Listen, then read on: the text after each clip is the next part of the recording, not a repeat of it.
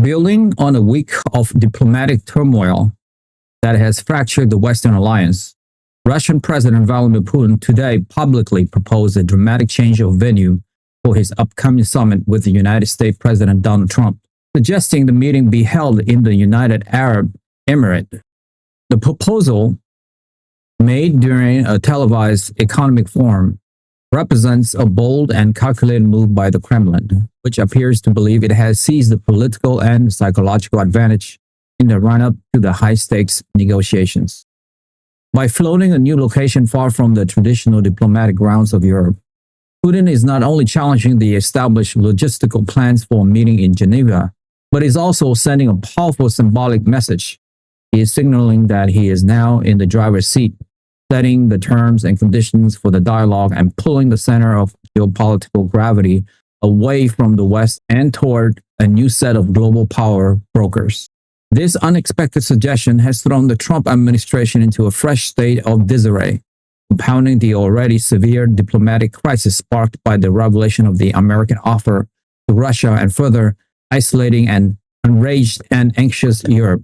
President Putin made his remark in a calm and deliberate manner, framing the suggestion not as a demand but as a helpful and constructive idea. Speaking to an audience of Russian and international business leaders, he praised the Swiss government for its preparation in Geneva, but noted that the intense media scrutiny and the political climate in Europe might not be the most conducive atmosphere for a candid and productive conversation. He then lauded the United Arab Emirates as an absolutely neutral and exceptionally well-organized nation with a proven capacity for hosting major international events.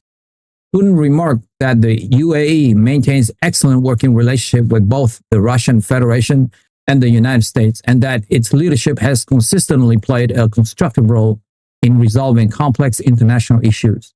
He concluded by saying that a location like Abu Dhabi or Dubai would offer a business-like environment free from the historical baggage of Europe, allowing both leaders to focus entirely on the substance of the discussion. The proposal was delivered with the confidence of a leader who believes he has the upper hand and is now graciously offering his counterpart a way forward. This move is being widely interpreted by international analysts as a masterful exploitation of the Kremlin's perceived advantage. The past few days have seen the Trump administration on the back foot, desperately trying to manage the furious backlash from Ukraine and its European allies after they were blindsided by the American proposal of a NATO moratorium and sanction relief. Moscow has watched as the United Western Front has crumbled into open acrimony.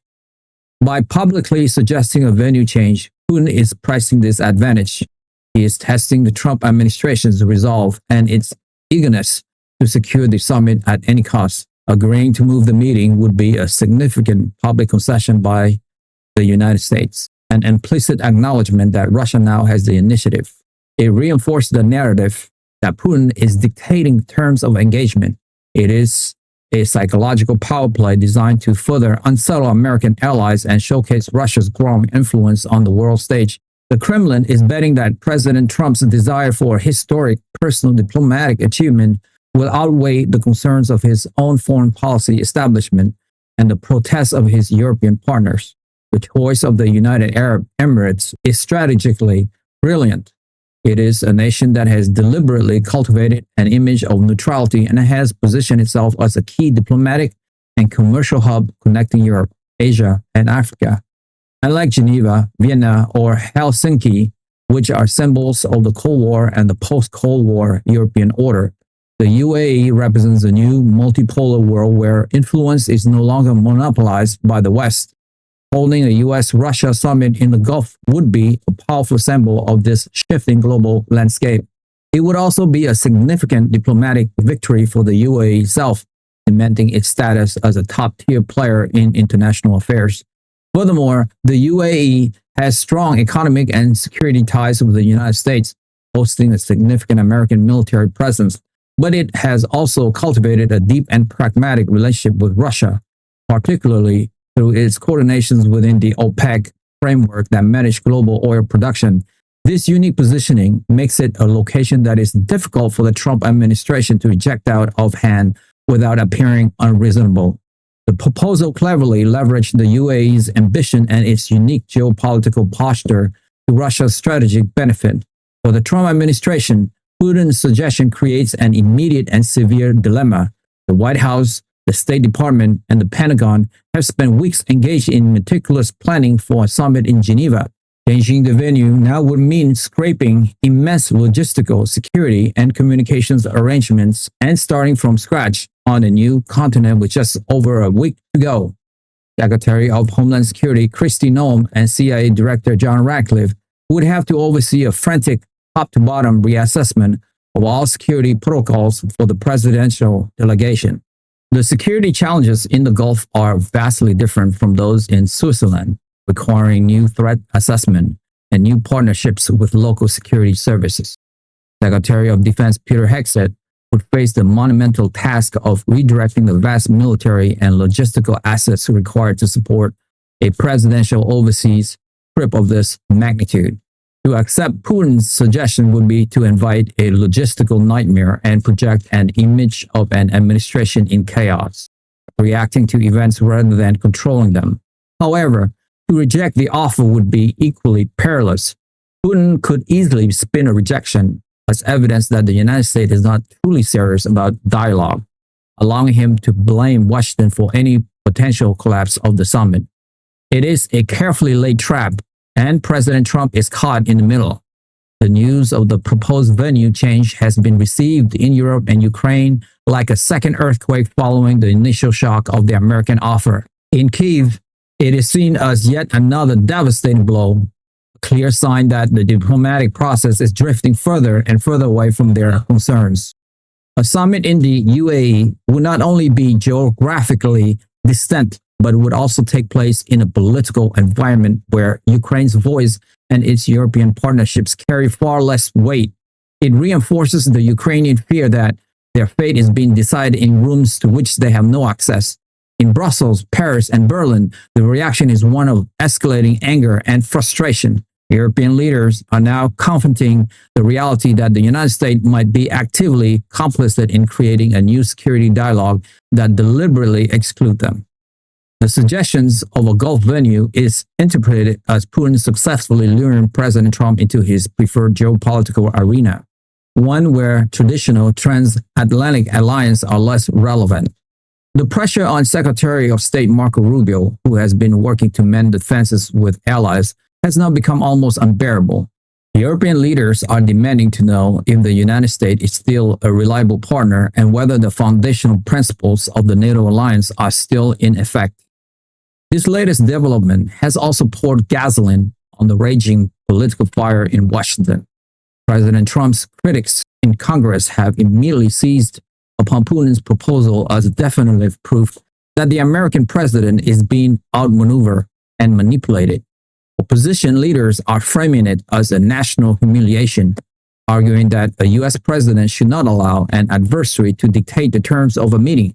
There are renewed and intensified calls for the summit to be canceled altogether, with critics arguing that proceeding under these conditions would project profound weakness on the global stage.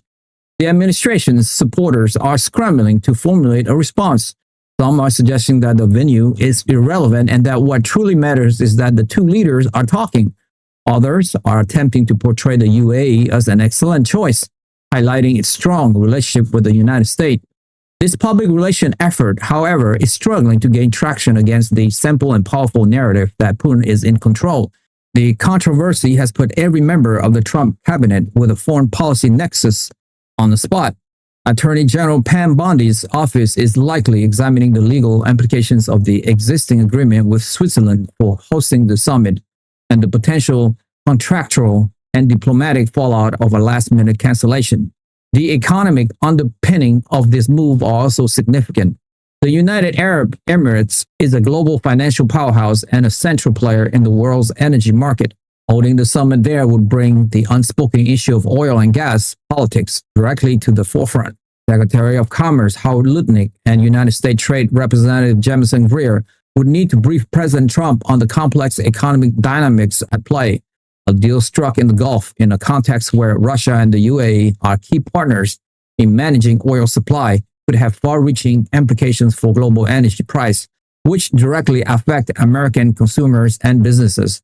Secretary of Treasury Scott Bessent, whose department is responsible for enforcing the very sanctions that are on the negotiating table, would also have to consider how a summit in a major international banking center might be perceived by a global financial community. The location itself adds another layer of economic complexity to an already fraught negotiation, a factor the Kremlin has almost certainly considered. Even the Department of the Interior, led by Secretary Douglas Burgum, which oversees U.S. energy policy, would have to analyze the potential impact on domestic producers. In conclusion, President Putin's suggestion to move the summit to the United Arab Emirates is a calculated and audacious strategic play. It is a direct result of the Kremlin sensing a decisive advantage in the diplomatic chess match. The move exploits the deep divisions that have erupted between the United States and its European allies, further isolates Ukraine, and put the Trump administration in an incredibly difficult position.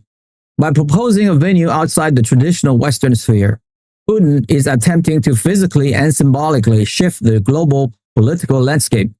He is projecting an image of confidence and control, making it clear that he expects to be treated as an equal partner who helped to set the agenda, not just respond to it.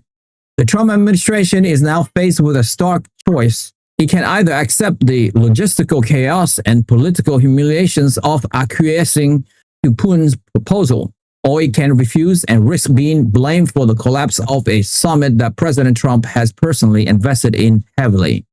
The ball is now firmly in Washington's court, but it is a court whose rules and location Vladimir Putin is attempting to rewrite in real time. The world now holds its breath, waiting to see how President Trump will respond to these direct and public challenges. Many of my listeners, like 70%, have subscribed to my YouTube channel. And so many of you don't even know that you haven't subscribed. And that is actually what makes the show going. It's almost like you're making a donation to the show. So that's why I ask again and again, because it enables us to grow and grow and grow. And we're going for the long haul here. And listen, if this is your first time listening to World Global Conflict, you don't have to subscribe. You guys, your first ones on me. But if you have watched this show before, it's like you are a freeloader now. So all I would ask you is, if you have seen this show before and you like it, help me, help my team here. Hit that subscribe and like button now, and we will continue to build this show for you. That I swear. Thank you to all of you guys who have subscribed. It means a lot to me. Thank you so much. That's all for me for today. I will see you soon. Bye for now.